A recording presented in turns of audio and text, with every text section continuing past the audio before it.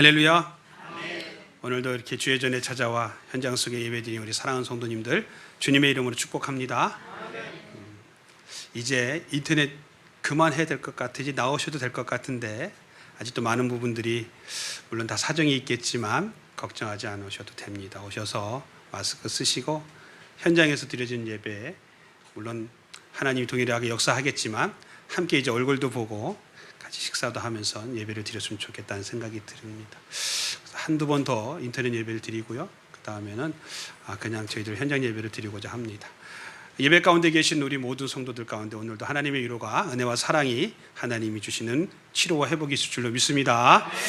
오늘 말씀의 제목은 비전의 주역들이 되자. 고백해 볼까요? 비전의 주역들이 되자. 주역이 아니라 주역입니다. 프랑스에 아주 유명한 식당이 하나 있다고 합니다. 안 가봤는데요. 그 식당에서 여러 가지 음식 중에서 그나마 최고로 뽑는 유명한 요리가 하나 있는데 그 요리가 개구리 요리입니다. 개구리 요리. 우리가 알고 있는 그 개구리 요리입니다. 근데 식용개구리예요. 이 요리는 어떻게 요리가 되고 조리가 돼서 손님들에게 나가냐면요, 손님들이 앉아있는 테이블에 탁자 위에 버너와 냄비를 딱 가져다 놓고요, 손님들이 보고 있는 그 순간에 직접 이 개구리를 산채로 냄비에 넣고 조리해서 먹는 겁니다.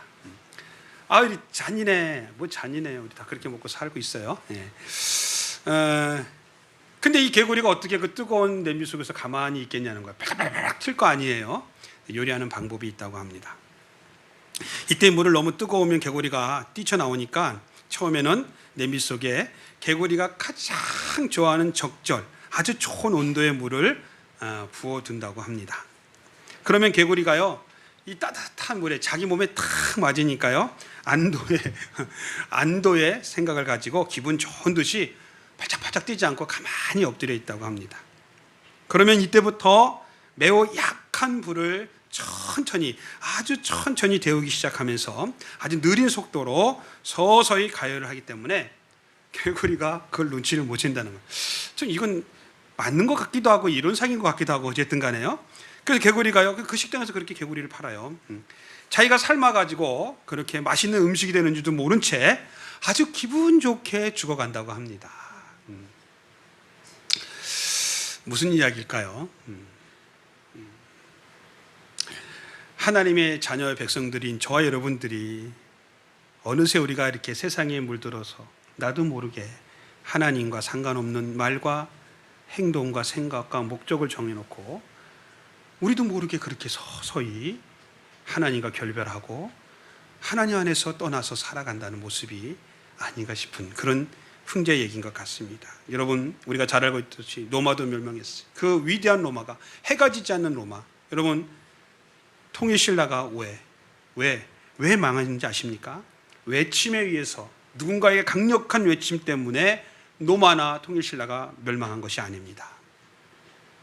그 멸망의 이유는요, 국민의 마음을 사로잡는 바른 비전, 꿈, 바른 목적이 사라짐으로써 서로 단결되고 하나 되어서 그 목적과 비전을 통해서 목표를 향해서 나가야 되는 그 시대에 그것이 없다 보니까 내부의 결속이 깨지고요, 서로 무릎뜯고 헐뜯기 시작하고요, 자기 유익을 굳히다 보니까 어떻게 해요?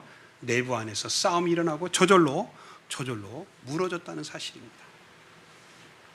그렇습니다. 모든 환경이 평안하고 좋을 때 좀 괜찮으면 더 열심히 우리가 살아가야 되고 열정을 갖고 무엇인가 목표를 가지고 살아가야 되는데 이상하게 점점 나아지진 않고요, 평안하고 좋을 때 사람들의 마음이 이상하게 흐트러지기 시작합니다. 그래서 하지 말아야 할 생각을 하고 말을 하고 행동을 하고 결국은 목표가 사라지니까 그냥 그렇게 인생 살다가 그렇게 인생을 끝내는 경우들이 많다는 겁니다. 오늘 묵시라는 것은요, 꿈입니다. 비전입니다. 말씀입니다. 이 비전은요, 이 말씀은요, 꿈은요, 우리 인생의 밑그림이다라고 말할 수가 있어요. 청사진이다, 인생의 목표가 될 수 있다라고 얘기합니다. 반대로 본문에 보니까 방자에 행한다는 말이 있습니다. 이 방자에 행한다는 말은 제 멋대로, 제 생각대로, 제 뜻대로, 제 마음대로 억제되지 않는 삶, 그런 행동을 이루며 산다는 것입니다. 곧 한마디로 정의한다면 방자하에 행한다는 것은 망하는 삶을 살아간다는 뜻을 의미합니다. 그래서 현대 성경에 찾아보면요, 현경 성경은 이렇게 정확하게 구별합니다. 꿈이 없는 백성은 망할 수밖에 없다. 비전이 없는 백성은 망할 수밖에 없다. 하나님의 말씀이 그 안에, 그 삶에 있지 않는 사람은 망할 수밖에 없다. 여러분들 얼마나 동의하시는지 모르겠어요. 그러나 이거는 우리가 동의하든 동의하지 않든 진리이고 사실입니다. 그런데 입장, 처지, 환경이 어떠하든지 간에 하나님의 말씀인 꿈, 목표, 비전을 우리가 꼭 가지며 살아가시기를 예수님의 이름으로 축원드립니다. 왜냐하면 비전은 삶의 목적과 방향을 분명히 제시해 줄 뿐만 아니라 삶의 목적을 가지고 살아가는 삶의 동기를 부여해 주고요, 삶의 열정도 증진시키고 기능을 극대화시키는 그런 촉매 역할을 하기 때문에 반드시 꿈과 비전을 우리가 가져야 합니다. 그러기에 비전이 있는 사람은 어떤 상황 속에도 아무리 힘든 어려움이 있다 할지라도 우왕좌왕하지 않습니다. 이러지도 못하고 저러지도 못해서 안달떨지 않습니다. 잠깐은 주춤할 수 있어요. 하나님의 말씀이 우리 안에 있다고 해도요, 우리가 어떤 문제를 받으면요, 어떻게 해요? 잠깐은 주춤할 수 있고요, 한 발 정도는 뒤로 물러설 수 있습니다. 그러나 그것에 매여가지고, 그것에 눌려가지고 주저앉아서 신음과 고통 속에, 절망 속에서 살아가는 것이 아니라 희한하게요, 그 꿈을 갖고 있는 사람들, 말씀을 갖고 있는 사람들은 그곳에서 길을 찾게 됩니다. 할렐루야. 그곳에서 하나님의 역사를 경험하게 됩니다. 할렐루야. 그리고 이겨내고 다시 그 환경 속에서 날개를 펴고 비상하는 줄로 믿습니다. 말씀드린 대로 오히려 최악의 상황 속에서 최상의 것들을 발견하게 되고요, 최악의 상황 속에서 하나님의 도우심을 경험하게 될 줄로 믿습니다. 우리가 잘 알고 있는 성경의 모든 인물들이 전부 다 이런 경험을 하고 이런 비전과 꿈을 갖고 승리를 하는 것을 보게 됩니다. 아브라함이 그랬어요. 아브라함이 하나님을 만났을 때 연세가 75세였어요. 요셉도 그랬습니다. 요셉이 그런 고난과 환난을 당하면서도 그가 그 환경의 지배를 받지 않았던 근본적인 이유는 그의 가슴 속에 하나님의 말씀, 꿈이 있었던 거예요. 비전이 있었기 때문에 그 모든 환경을 이겨냈다는 겁니다. 아브라함을 통해서, 요셉을 통해서 하나님께서 이스라엘의 민족을 구원하시겠다는 이 하나님의 언약을 성취하겠다는 그 믿음이, 그 꿈이 아브라함에게 있었고 요셉에게 있었기 때문에 그 어려운 난관을 다 이겨낸 줄로 믿으시기 바랍니다. 갈 바를 알지 못하는 그 연세 드신 그 노인네인 아브라함이 하나님 말씀에 순종하면서 어디로 갈지 모르지만 떠나는 거예요. 왜? 하나님께서 주신 꿈이 있기 때문에, 비전이 있기 때문에. 그뿐입니까? 형들에게 배반을 당하고 보디발 장군의 아내에게 무고한 어떤 지목을 받아서 감옥에 들어가서 그렇게 어려운 시간들을 보냈지만 그것도 다 감내할 수가 있었다는 거예요. 욥은 어떻습니까?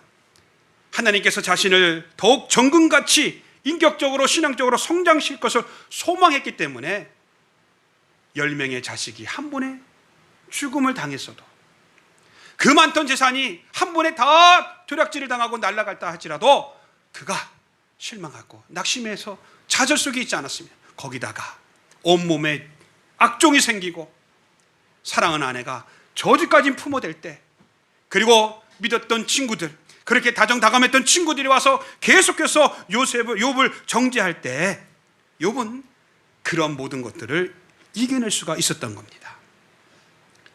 왜요? 하나님이 나를 더욱 정금 같게 연단하셔서 만드신다는 것을 믿었기 때문인 줄로 믿습니다.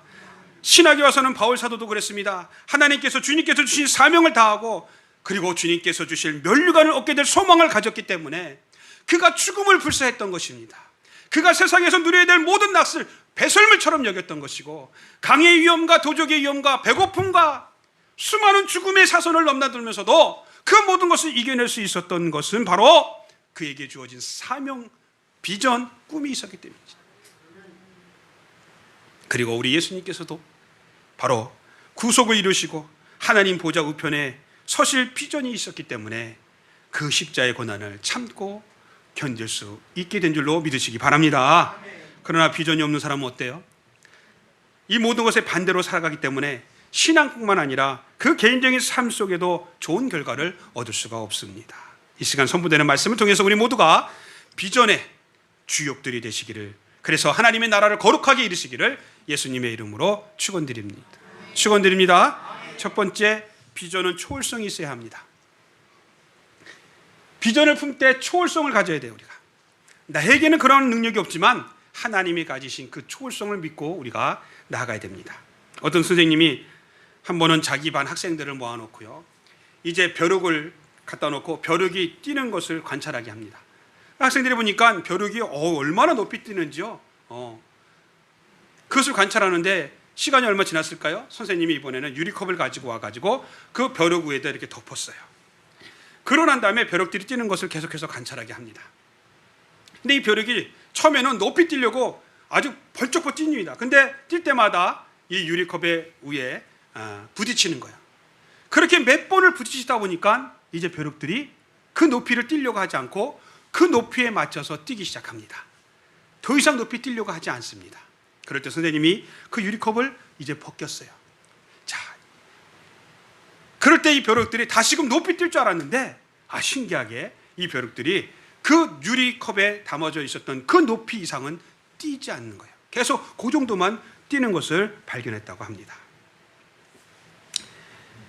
벼룩들 자신에게 높이 뛸 수 있는 능력이 있다는 것을 상실해버린 거예요.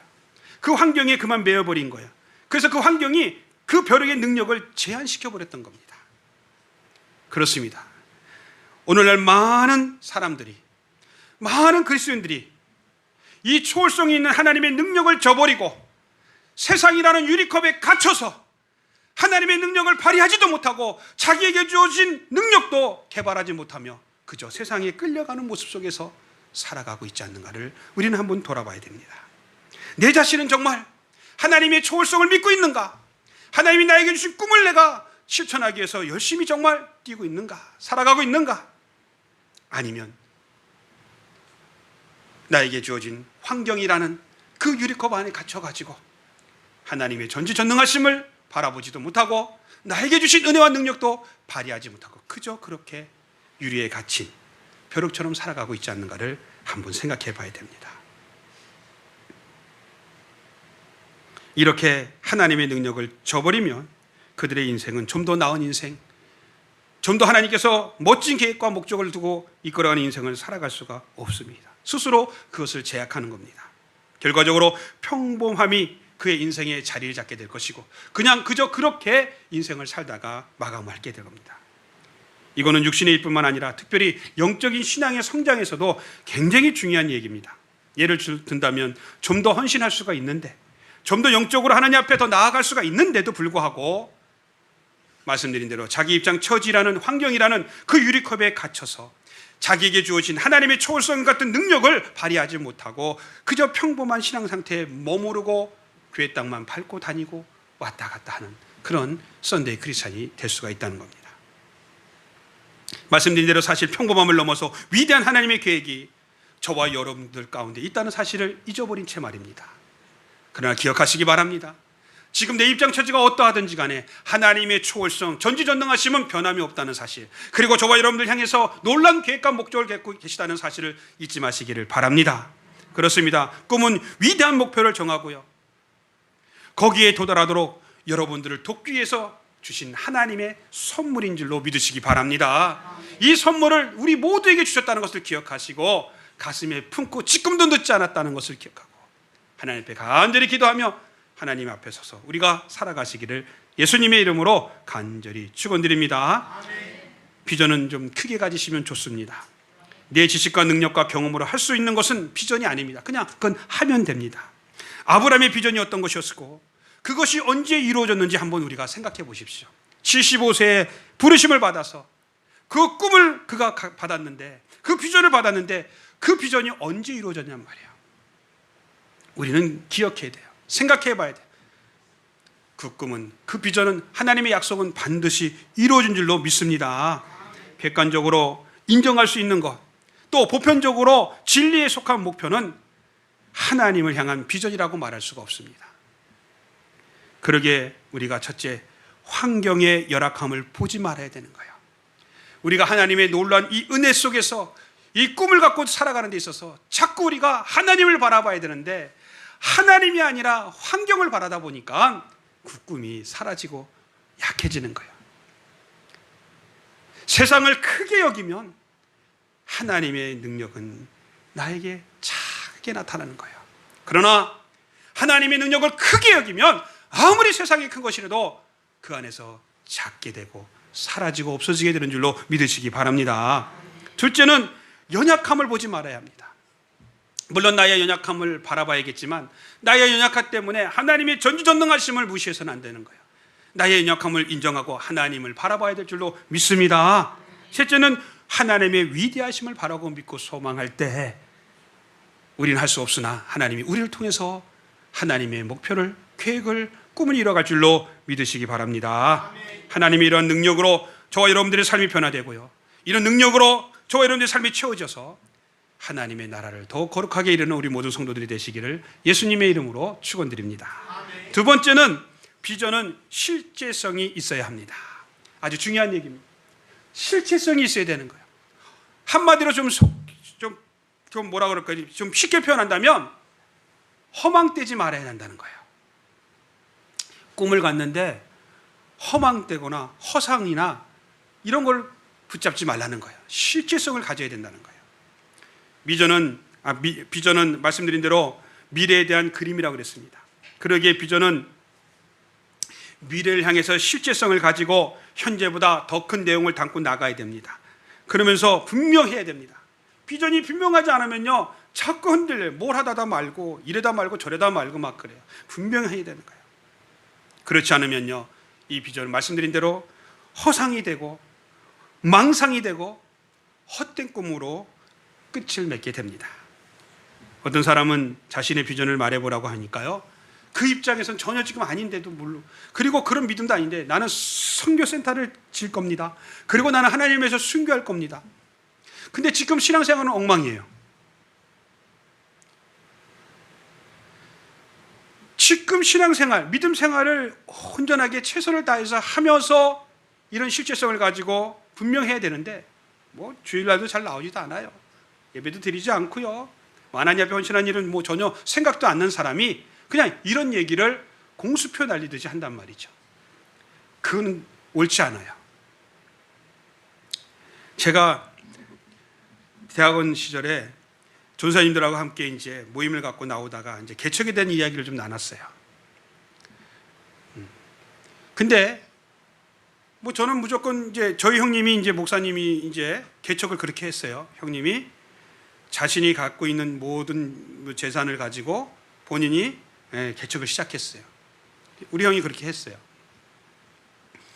물론 저도 마찬가지고요. 그렇게 했어요. 그러니까 나도 그렇게 한다고 당연히 그렇게 해야 된다고 생각을 했는데 그분들 중에서 이런 말들을 하더라고요. 개척을 어떻게 해? 나는 누군가가 이제 교회를 이렇게 딱 마련해 놓고 그리고 한 50여 명 이상이 성도들이 나를 청빙하면 내가 그때 가서 목회를 하지 개척은 난 그렇게 안 해. 이렇게 얘기하더라고요. 그래서 내가 그래요? 내가 그렇게 얘기했지만 속으로는 너는 평생 목회 못할 거다 그랬어요. 왜냐하면 이분이 그런 청빙을 받을 만한, 제가 볼 때 죄송합니다, 그분을 폄하하려는 건 아니고 그런 자격을 갖추지 못했어요. 그 정도 자격을 갖추려면 우리나라 사람들이 선호하는 외국 가서 박사학위 하나 받아와야 되잖아요. 응? 우리나라 교회, 웬만한 교회 청빙 가려면 외국 가서 박사학위 하나 받아와야 되는. 여러분들 하나님께 감사하세요. 제가 외국에서 박사학위 안 받아왔잖아요. 받아왔으면 바로 갔다니까. 나도 믿거나 말거나. 웃자는데 굉장히 심각하시네. 근데 그런 조건도 아니면서도 그런 얘기 하는 거예요. 그리고 어떤 분은 그래요. 나는 뭐 서울에서 가장 큰 교회를 넘어서 우리나라보다 전 세계에서 가장 큰 교회를 질 거야. 참 개척도 그렇게 안 한다면서 그런 얘기를 해요. 물론 그 꿈을 내가 무시하는 건 아니에요. 그런데 실질성이 없는 거예요. 분명하지 못한 얘기를 하고 있는 거예요. 그렇게 해서 시작하면요, 요즘에 그러잖아요. 다들 어려운데 1년도 안 돼서 교회 간판 내리는 교회가 얼마나 많은데요. 물론 큰 비전을 갖는 거 중요하지만 지금 내가 내 입장에서 내가 가지고 있는 곳에서 내 믿음으로 최선을 다해서 그 일을 분명하게 차근차근 하나하나 적용하는 거예요. 하나하나 행하면서 우리가 살아가는 것이 비전의 실제성이고 또 하나님의 나라를 이루는 데 척경인 줄로 믿으시기 바랍니다. 그렇습니다. 비전을 갖는 데에는요, 적어도 3가지가 필요하는데요. 첫 번째는 하나님에 대한 이해가 있어야 합니다. 하나님에 대한 바른 이해가 있지 않으면 비전은 허상이 되고 허망이 되고 아무 쓸모가 없어요. 하나님에 대한 우리가 분명한 이해가 있어야 됩니다. 하나님이 어떤 분이시고 어떤 뜻을 가지고 계시고 어떤 일을 하는 것을 좋아하시는지 이 하나님을 분명히 우리가 이해해야 올바른 비전을 가질 수가 있는 거예요. 나를 향한 어떤 계획을 갖고 계신가? 하나님이 무엇을 하기를 원하시는가? 이런 하나님에 대한 올바른 이해를 우리가 해야 저와 여러분들이 가지고 가는 이 비전이, 꿈이 하나님의 은혜 가운데 또 저와 여러분들의 열정 가운데서 이루어지게 되는 줄로 믿으시기 바랍니다. 그래 온전한 거예요. 둘째는요, 하나님을 이해했다면 내 자신을 이해해야 됩니다. 이게 무슨 말이냐면 내 자신을 이해 못하고요, 하나님만을 이해한 거예요. 하나님은 전지전능하시고 무소부지하시고 천지를 창조하신 분이시고 그 하나님을 그렇게 이해했어요. 근데 내 자신을 이해하지 못하니까 그것을 그대로 나한테 적용하려고 그래. 못하죠. 안 되죠. 안 되는 거예요. 그러니까 이단 교주들이 나오는 거예요. 지가 예수님이라고 그러면서 하나님을 제대로 이해. 내 자신을 봐요. 나 같은 죄인이, 나 같은 죄인이 내가 무엇 때문에 하나님을 알게 되고 예수님을 영접하고 구원의 자녀 백성이 되었는가? 내 자신을 알아야 하나님 뜻을 온전히 이뤄가는데 내 자신을 이해하지 못하고 알지 못하니까 엉뚱한 짓을 하는 거예요. 저는 교회 안에서 그런 분들 많이 봤어요. 우리 교회는 못 봤는데 제가 부교육자 생활하면서 많이 봤어요. 제가 봐도 아닌데 이분은 응답받았다는 거예요.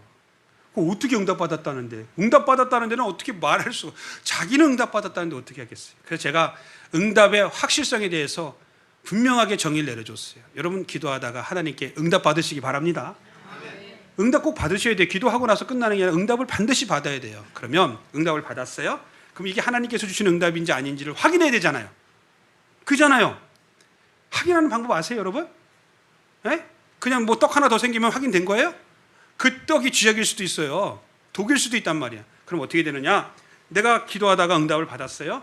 그러면 말씀으로 돌아와야 돼요. 어디로 돌아와요?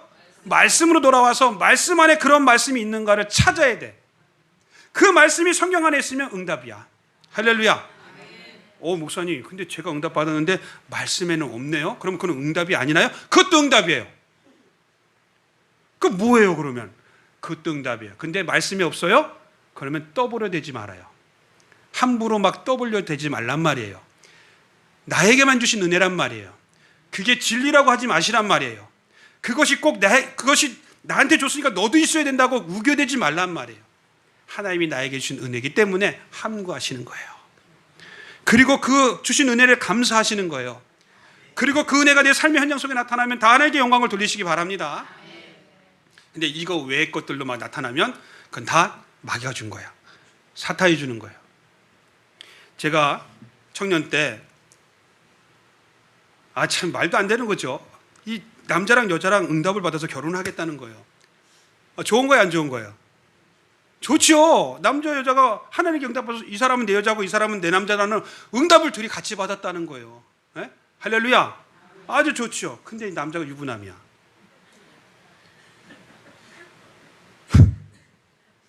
남자가 유부남이에요. 응답이에요? 여러분 응답이라고 생각하세요 이거? 그러니까 우리가 이런 거 잘해야 돼.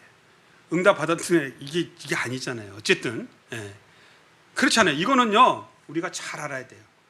하나님께서 기도해서 응답받고 이런 모든 것들이 성경 속에 찾아야 돼요. 말씀 속에 찾아야 되고요. 근데 그런 것들이 없는 데면 우리가 하나님의 말씀을 형이 상학적으로 생각하니까 굉장히 어려운데 하나님의 말씀도요 예수님도 늘 비유로 일상의 말을 하셨어요. 우리가 일상에 있는 그 법이라든지 또 일상에 있는 어떤 규칙이라든지 이런 것들을 그것 말씀도 거기에 비춰 봐야 된다니까요. 그걸 다 무시해 버리고 하나님께 응답 받았어 그러면 교주가 되고 이상해지는 거예요. 따라합시다. 하나님은 질서의 하나님이시다. 하나님 그냥 막 이렇게 저렇게 그냥 생각나는 대로 하시는 분이 아니에요. 절대로. 한 가정을 파괴하고 한 개인을 파괴하고 한 나라를 파괴하면서 하나님께서 영광 받으시지 않습니다. 하나님의 선한 뜻을 우리가 꼭 기억하시고 내 자신을 돌아보고 나에게 주신 은혜가 무엇인가를 우리가 봐야 돼요. 그리고 그러면 내가 하나님께 주신 게 뭔가 막 기도하는데 하나님께서 기도의 열정을 불어주셔요. 기도하는데 막 한 10분 한 것 같은데 끝나고 나니까 3시간이야. 그분에게 기도의 은사를 주신 거야. 그러면 거기에 대해서 막 말씀을 들을 때도 기도 소리가 나오면 귀가 쫑긋하고 막 마음이 막 불같이 일어나요. 이건 하나님께 주신 은혜예요. 또 어떤 사람은 전도 얘기만 하고 전도만 하면요 막 가서 전도하려고 그러고 막 이런 분들이 있어요. 우리 교인들이 다 이런 분들이잖아요. 전도하려고 막 애쓰고 막 나가고 막 어떻게든지 한 사람도 더 하나님께 데리고 오려고 그렇게 될 줄로 믿습니다. 또 어떤 사람은 찬양이야. 찬양만 나오면 너무너무 눈물이 나고 막 성가대 해야죠. 근데 우리 불협화만한 우리 장권사님은 참 우리 하나님께서 우리 장권사님한테 목소리를 안 주셨는지. 찬송가가 전부 다 똑같아. 음이 가사만 틀려. 그때 은혜죠. 하나님이 주신 은혜가 있어요. 그 말씀을 들을 때 그것을 느껴. 나에게 이런 말씀을 들 때 나는 굉장히 뜨거워져. 그러면 하나님 앞에 주신 거 나를 알아야 돼. 그러면 그걸 갖고 열심히 기도하고 열심히 헌신하면 하나님께서 그것을 높이 쓰시고 높이 들으실 줄로 믿습니다. 또 뭐 선교도 마찬가지죠. 막 선교하는데 기뻐. 우리 교회가 그런 교회잖아요. 우리 교회가.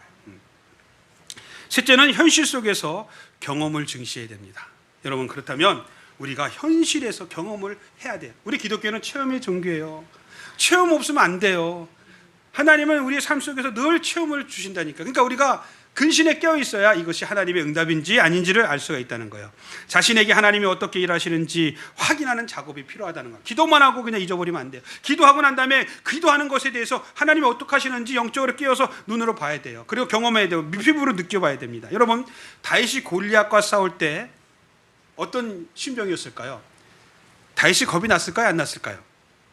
예? 다들 그렇게 생각하겠지. 왜 안 났겠어요? 제발 이러지 마세요. 제가 여러분들이 겁이 나는데 다윗이 골리앗이 겁이 안 났겠어요? 다윗이 3m 되는 그 큰 골리앗 장수가 칼창을 차고 말이야, 단칼을 짚고 말이야, 목소리도요 막 와, 이건 아무것도 아니에요. 좀 더 크게 한번 볼까? 아, 이건 아무것도 아니라니까요. 그래도 대단한 분들이야. 목 아파. 근데 다윗이 그 골리앗 앞에 섰단 말이죠. 무서웠겠죠. 안 무섭겠어요? 어린 소년이잖아요. 무서웠단 말이에요. 다윗도. 그런데도 이겨낼 수 있었던 것은요, 다윗이 실생활 속에서 하나님을 늘 경험했기 때문에 그래요. 어떻게 경험했는지 아세요? 그가 아버지의 심부름을, 아버지의 양을 칠 때요, 그 양을 노략질하려는 곰이나 일이나 늑대들이 나타나잖아요. 그때 다윗이요 뭘로 그들을 물리쳤어요? 그렇죠. 물맷돌로 물리쳤어요. 물맷돌로 쫙 돌려갖고 탁 던지면은 이 곰이든지 늑대든지 이리들이 맞고 도망을 갔단 말이죠. 물고 가면 쫓아가서 던져갖고 또 뒤통수 맞으면 얘가 또 깽깽대고 도망가죠. 근데 여러분 다윗이 그 물맷돌을 그렇게 능수능란하게 다룰 수 있는 방법이 어디 있었겠어요? 예? 그가 일상생활 속에서 꾸준히 훈련했던 거예요. 꾸준히 했던 거예요. 돌멩이 하나 조금 큰 거 세워놨다가 그거보다 좀 작은 거, 또 중간치, 더 작은 거 세워놓고 계속해서 그걸 맞히는 연습을 했다는 거죠. 여러분 맞히면서 그가 어떻게 했냐면 마칠 때마다 할렐루야 하나님. 성경은 안 나왔어요. 성경은 안 나왔어요. 그랬을 것 같아요. 응? 맞을 때마다 할렐루야 하나님. 와, 나 끝내주는데 와, 역시 난 대단해. 내가 하니까 이런 내자를 안 했단 말이에요. 장원사님 내자를 안 했단 말이야. 마칠 때마다 할렐루야 할렐루야 하나님께 영광을 돌린 거예요. 응? 여러분 그게 다윗의 일상생활이었단 말이에요. 그러니까 그렇게 그 상황 속에서 양을 지켰던 그 다윗이, 곰의 발톱에서 양을 지켰던 다윗이, 그 하나님을 찬양했던 그 다윗이 그날도 아버지가 불러서 양치다 말고 형들 안부를 물으러 갔는데 이 골리앗이 그 하나님을 모욕하잖아요. 그러니까 다윗은 아무 생각이 안 드는 거예요. 그냥 짐승으로만 보이는 거야. 저게 뭐 양을 훔치러 온 곰이나 일이나 늑대처럼 보인 거예요. 그러니까 이것 봐라, 말도 안 되네. 다윗은 늘 생활 속에서 체험한 거예요, 하나님을. 그러니까 그 곡에 서서 아까 조금 아까까지도 같이 하셨던 그 하나님이 지금 골리앗 앞에 설 이 다윗의 이 전쟁의 이 장터에서도 함께 있다는 것을 다윗은 믿었다는 거죠. 그러니까 담대히 나갈 수 있는 거예요. 그리고 말하잖아요. 너는 칼과 단창과 창으로 나오지만 나는 만군의 여호와, 네가 모독하는 여호와 이름으로 나간다 그러고 던졌는데 그대로 맞잖아요. 응? 그가 실생활에서 그렇게 하나님을 경험하지 못했다면 어떻게 그 자리에 나갈 수가 있었겠냔 말이에요. 다윗이 실생활에서 하나님을 늘 경험했어요. 양을 지키면서. 그러니까 골리앗 앞에 섰지만 그렇게 훈련을 받고 그렇게 무장을 했던 사울과 그 모든 군인들이 덜덜덜덜덜 떨면서 다 골리앗 앞에 나가지는 못했잖아요. 왜? 하나님을 경험하지 못했으니까. 여러분, 우리가 기독교 또 신앙인이라고 교인이라고 자부하며 살지만 실생활에서 하나님을 경험하지 못하면 사울과 그 부하들, 그 군인들과 다를 바가 하나도 없는 거예요. 조그만 골리앗이든 큰 골리앗이든 상관없고 어떤 문제든지 생기면 그냥 주저앉고 떨고 그냥 아무것도 못하는 속수무책의 그런 상황 속에 놓여지게 된다는 거죠. 그러나 다윗과 같이 하나님을 늘 경험하는 분이면 하나님이 또 어떤 은혜를 주시려고 그러는가. 할렐루야. 이번 계기를 통해서 나를 어떻게 더 단련하시고 연단하셔서 강건하게 하시려신가. 그러면서 그 문제 속으로 믿음을 갖고 뛰어가는 줄로 믿습니다. 그렇습니다. 현실 속에서 우리가 경험을 해야 돼요. 넷째는 공동체와 연관성이 있다는 겁니다. 하나님의 비전, 꿈은 나 하나로 끝나는 거 아니에요. 나만 잘 먹고 잘 되는 것이 아니라는 거예요. 여러분 착각하지 마세요. 하나님이 주시는 말씀, 비전, 꿈은요 공동체와 연관이 있다는 거예요. 가정과 연관이 있어요. 교회와 연관이 있어요. 그리고 내가 속한 공동체, 직장, 생업에 연관이 있어요. 나라와 민족과 연관이 있고요. 그 더 나아가 열방 가운데 연관이 있다는 사실을 우리는 알아야 됩니다. 자, 특별히 구약에 보면 다니엘서에서 다니엘 한번 보자고요. 하나님께서 구원의 계획을 이루시기 위해서 어떻게 해요? 이방 나라를 섭리하며 세우십니다. 그죠? 이게 하나님의 섭리잖아요. 그리고 그 이방 나라를 통해서 이제 누구를 구원하시고자? 이스라엘을 구원하시고자 이스라엘을 어떻게 해요? 또 세웁니다. 그리고 이 모든 것을 이루어 가시려고 한 개인을 세웠는데 그게 누구다? 다니엘이었다. 다 연관이 있는 거예요. 그러니까 우리가 하나님 앞에 비전을 받고 꿈을 받고 우리가 나아갈 때는 나 하나로 끝나는 것이 아니에요. 적게는 우리 가정이고 또 우리 교회고 또 지역이고 그것들이 점점 어떻게 돼? 확대돼서 열방을 가는 거예요. 여러분 우리 교회가 지금 그러고 있잖아요. 우리 교회가 그렇게 하나님 은혜 가운데 설립이 된 이후로 우리가 지금 10명의 선교사를 협력하고 5, 6교회 교회를 협력하고 있어요. 놀라지도 않아. 여러분들이 지금 그러고 있다니까요. 다른 건 몰라도 하나님 앞에 가면 여러분들 이것 때문에 칭찬받을 줄로 믿습니다. 여러분들 정말 어려운데 정말 저는 우리 교회 어디 가서 우리 목사님들한테 우리 교인들 자랑 많이 해요. 정말 힘들었는데 어려운데 정말 제가 뭐 헛된 목자라서 말이야. 젖을 짜는 것까지는 좋은데 젖이 안 나오는데 젖에 피까지 나도록 짜서 내가 하나님께 헌신하게 한다. 근데 우리 교인들 다 따라온다. 너무 감사하다. 여러분들이 이렇게 하나님 앞에 지금 하고 있어요. 비록 우리가 숫자가 별로 안 되지만 정말 우리는 위대한 열방을 향해서 하나님의 나라를 향해서 가고 있는 사실을 믿으시기 바랍니다. 자부하세요. 우리 옆 사람 한번 칭찬합시다. 우리 자아자찬은 좀 그런데 대단하시네요. 그래요. 대단하십니다. 정말 하나님께서 기뻐하실 줄로 믿습니다.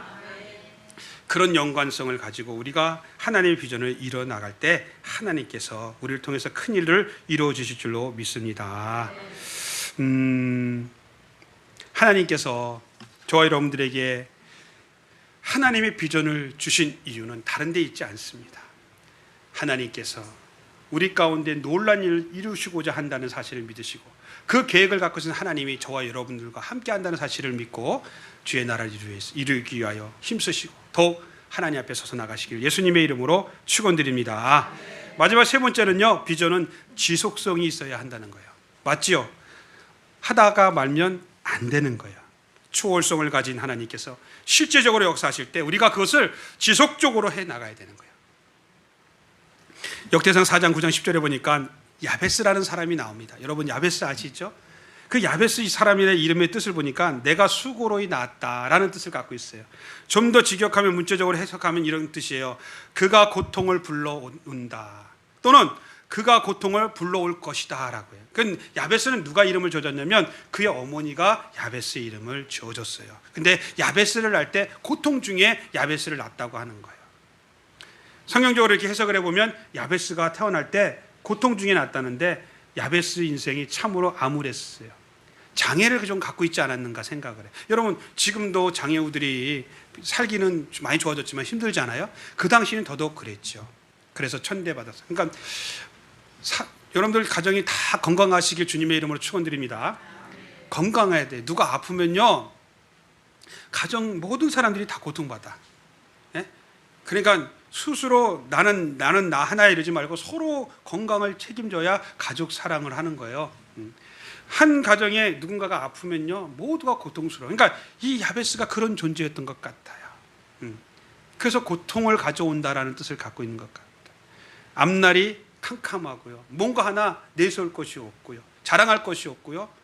그런데요 그런 상황 속에 있는 미래가 불투명한 이 야베스가 그런 상황 속에, 그런 환경 속에 자라나면서 하나님께 이렇게 기도합니다. 원컨대 주께서 내게 복의 복을 더하시고 나의 지경을 넓히시고 주의 손으로 나를 도우사 나로 환난을 벗어나 근심을 얻게 하옵소서. 여러분 근데 하나님이 이 기도를 들어주셨어요. 왜 들어주셨냐면요 야베스가 이런 기도를 하게 된 근본적인 그 중심은 이런 거였어요. 내가 비록 이런 상태에 있지만 내가 하나님의 일을 더 하기를 원합니다. 내가 하나님을 위해서 더 많은 일을 하기를 원합니다. 그러니 원컨대 주께서 나에게 복의 복을 더해 주옵소서. 이 기도였단 말이죠. 나를 무시하는 우리 형제들, 나를 마치 개 취급하고 나를 왕따시킨 저 형제들을 내가 보복하고자, 이게 아니라 자기의 그런 어려운 상황 속에 있으면서도 자기의 모습 속에서도 더 어려운 사람들을 돕고자, 더 하나님의 영광을 일을 하고자 하나님께 구했던 거예요. 여러분 기도는 이런 거예요. 그냥 복복복복 하는 게 아니라 그 중심이 있어야 한다는 거예요. 그랬더니 하나님께서 그 기도를 들어주셨더라. 그래서 유다 지파 중에서 그 가문의 한 가문의 그 어떤 형제보다도 으뜸이 되는 축복을 야베스가 받은 줄로 믿으시기 바랍니다. 야베스만 그래요? 요셉은 어떻습니까? 요셉, 꿈의 사람 요셉. 당시의 사람들이 상상할 수 없는 비전을 그가 어릴 때부터 받지 않습니까? 꿈을 갖지 않습니까? 그런데 그의 인생은 처절할 만큼 어려운 인생을 갑니다. 그러나 그 말씀이 요셉 중심에 있었어요. 하나님이 그와 함께 하셨다고 그래요. 그 꿈이, 그 비전이 요셉에게 있었어요. 그래서 그 모든 것들을 이겨내고 하나님의 뜻을 이루게 된 줄로 믿습니다. 이 지속성을 위해서는 첫째는요, 자신의 환경에 대한 원한을 가져야 한다는 거예요. 뭐를 가져요? 원한을 가져요. 이 지속성을 가져요. 제가 원한을 한글 사전을 찾아봤어요. 그랬더니 원한이 뭐냐고 여러 가지가 있는데, 여자들한테 원한 품지 말라는 말도 있어요. 남자들. 근데 무슨 뜻이냐? 뼈에 사무치도록. 뭐라고요? 뼈에 사무치도록. 하나님이 주신 꿈, 비전은 뼈에 사무치도록 내가 이것을 간직해야 된다. 여러분 그냥 아니란 생각 갖고 있으면 아무것도 안 돼요. 무슨 일이든지 뼈에 사무친 것이 있어야 그 일을 이루어가요. 물론 하나님이 역사하셔야 되겠지만. 그러니까 우리가 내 자신의 환경에 대해서 내가 근신하게 깨어서 뭔가 해야겠다는 뼈에 사무치는 그런 마음을 가져야 됩니다. 그래야 하나님의 온전한 비전을 이룰 줄로 믿습니다. 그리고 쓰임받고자 하는 열정이 있어야 돼요. 나는 이렇게 쓰임 받을 거야. 반드시 하나님 앞에 난 이렇게 쓰임을 받을 거야. 라는 열정을 갖고 가야 됩니다. 쓰시면 쓰시고 말면 말고 주면 하고 안 주면 안 하고, 이게 아니라 반드시 내가 하나님 앞에, 교회 앞에 이렇게 쓰임 받기를 원한다는 그런 열정을 가져야 돼요. 그리고 말씀드린 대로 지속적으로 인내하며 기도하고 나가야 합니다. 그럴 때 우리의 비전이 지속적으로 우리 가운데서 하나님의 은혜 가운데 이루어지게 될 줄로 믿습니다. 옛날 한참 유행했던 사오정 시리즈가 있어요. 뭐 식당과 같은데 한번 얘기 좀 해볼게요. 사오정이 하루는 식당을 가서요, 주인한테 아저씨 돈가스랑 우유 주세요 이렇게 얘기했답니다. 그러니까 주인이 돈가스는 없습니다 이렇게 얘기했어요. 그때 사오정이 또 이렇게 얘기합니다. 그래요? 그러면 돈가스랑 커피 주세요. 그래요. 아니 돈가스가 없다니까요. 알았어요. 그러면 돈가스만 주세요 그러더래. 그봐 식상하다 그랬지 내가. 안 웃잖아. 옛날에 이거 엄청 웃긴 얘기인데. 그냥 웃으면 넘어갈 유머 같지만요, 이렇듯 상대방이 뭐라 하든지 간에 집요하게 계속해서 자기 메뉴를 고집하는 이 사오정의 이 우직함이 우리의 신앙에도 적용이 돼야 된다는 거예요. 안 돼. 야 끝났어. 아무리 누가 뭐라고 해도 하나님께서 주신 비전을 가슴에 안고 하나님 앞에 기도하고 인내하면서 하나님 앞에 간구하고 나가야 될 줄로 믿습니다. 우리가 얻지 못하는 것은 구하지 않기 때문이라고 분명히 말씀하셨어요. 마태복음 7장 7절에 구하라 그러면 너에게 주실 것이고, 야고보서 2장 2절에 너희가 얻지 못하면 구하지 아니함이라. 그렇습니다. 우리는 하나님께 복을 구해야 되고요, 하나님께 기도해야 됩니다. 우리 하나님은 저와 여러분들에게 넘치도록 복을 주시기를 원하고 계시다는 사실을 믿으시기 바랍니다. 유명한 발명가 에디슨이 이런 얘기를 합니다. 1%의 영감과 99%의 노력이 성공을 이룬다고요. 여러분 이 말씀을 어떻게 해석합니까? 그래 맞아. 그냥 이루어지는 게 없어. 99%의 노력을 해야 돼. 99%의 노력이 없으면 안 돼. 여러분 이렇게 해석하죠. 그러나 에디슨은 그런 의미로 얘기한 게 아니에요. 99%의 노력이 있다 할지라도 1%의 영감이 없으면 안 된다는 거예요. 여러분 이 1%가 뭘까요? 꿈이에요. 하나님의 비전이에요. 이게 없으면, 목적이 없어버리면 아무리 99% 노력해도 허사라는 거예요. 여러분 아무리 노력해도 1%의 영감이 없으면 안 되는 거예요. 1%라도 하나님이 역사해 주시면 100%가 되는 거고요. 아무리 99%라도요 1%가 없으면 아무것도 안 되는 겁니다.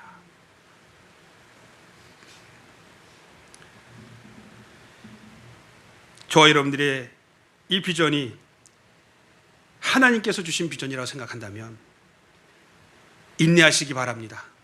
그리고 지속적으로 하나님 앞에 간구하고 저와 여러분들의 삶의 현장 속에 적용하고 실제적으로 하나님 앞에 세워져 나가시기를 주님의 이름으로 축원드립니다. 이제 말씀을 맺습니다. 우리 교회가 분명한 비전을 갖기를 원합니다. 우리 교회의 분명한 비전은 구제전도 선교입니다. 여러분 우리 교회를 짓는 거 아니에요. 전 옛날에요 교회 짓고 싶었어요. 근데 지금은 아니에요. 이제 한계를 느끼셨구나. 그게 아니라니까요. 그래서가 아니에요. 교회는 제 후임이 졌으면 좋겠어요. 저 후임이 지든지 그 후임이 지든지, 아니요, 교회가 필요하면 짓겠죠. 그러나 저는 그게 아니에요. 우리 교회가 더 많은 선교사를 돕고 선교지에 교회도 세우고요, 더 많은 어려운 교회를 돕고요, 또 교회를 세우는 교회가 되기를 원해요. 그래서 교회에 장고가 없어야 돼요. 장고가. 교회에 장고가 생기면 이상해지는 거예요. 빚이 좀 너무 많아. 우리가 좀만 있어야 돼요.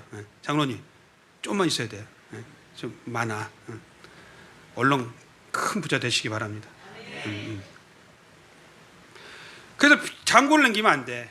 그래서 제가 죄송스럽지만 여러분 제 후임도 가끔 월급도 못 받고 안 되지 이러면 그 월급은 주세요. 사례는 주세요. 장건사님 사례는 주시라 달라고 그랬더니 선교가 우선이라는 거야. 목사님 사례 주세요 그랬더니 선교가 우선이라서 내가 그랬어요. 선교 좋아하네. 먼저 줘놔 그랬어요. 그 농담이고요. 어쨌든요 그래야 될 것 같아. 그래야 정말 하나님 앞에서 우리 성도들과 함께 열심히 하나님의 나라를 바라볼 거 아니야. 돈 많이 주고 뭐 차 사주고 집 사주고 뭐 해줄 거 다 해주면 그거 누가 못해 가서 거기서 그 목회 누가 못하겠어요. 자기가 나가서 돈도 벌어와서 좀 같이 이렇게 하기도 하고 막 네가 하니까 딴 사람도 그렇게 해야 되냐? 아니 그게 아니라 그래야 좀 더 열정이 생기지 않겠냐는 거예요. 우리 교회 비전은요 구제전도 선교예요.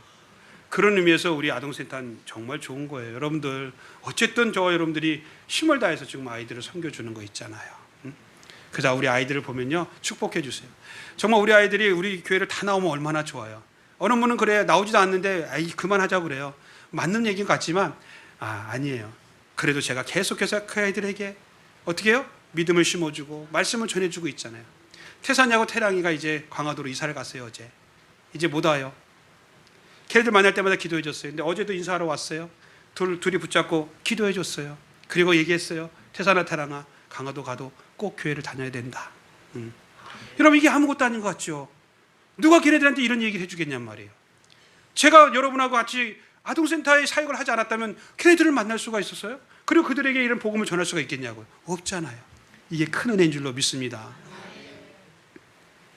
믿음은 바라는 것들의 실상이라고 히브리서 12장 1절에 말씀하고 있습니다. 보지 못하는 것들의 증거라고 했습니다. 하나님을 통하는 이 비전을 바라고 믿고 소망하며 살아갈 때 많은 인격적인 모순, 나의 잘못된 부분들도 다 제거가 될 겁니다. 모난 부분들도 다 이렇게 제거가 될 겁니다. 그리고 흔들림 없는 목표와 방향 속에서 우리가 살아가게 될 겁니다. 이 말씀, 하나님의 꿈, 이 비전이 저와 여러분들을 주관하시기를 예수님의 이름으로 축원드립니다.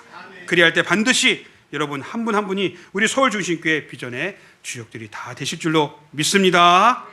100% 없어요. 하나님께서 역사하셔야 될 줄로 믿으시기 바랍니다. 아브라함과 이삭과 야곱과 요셉과 모세와 여호수아와 다윗, 사사 통해서 다윗을 통해서 모든 일을 이루신 하나님, 약속을 이루신 하나님이 혹 저와 여러분 때가 아닐지라도 우리 교회를 통해서, 우리 자손들을 통해서 하나님의 약속, 비전, 꿈이 반드시 이루어지게 될 줄로 믿습니다.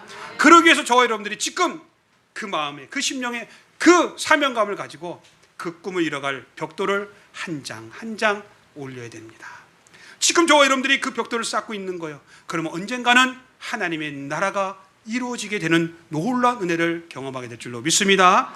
이런 주역들이 되어서 하나님께 영광 돌리시고 주의 나라 이루시는 우리 모든 성도들이 되시길 예수님의 이름으로 축원드립니다. 축원드립니다.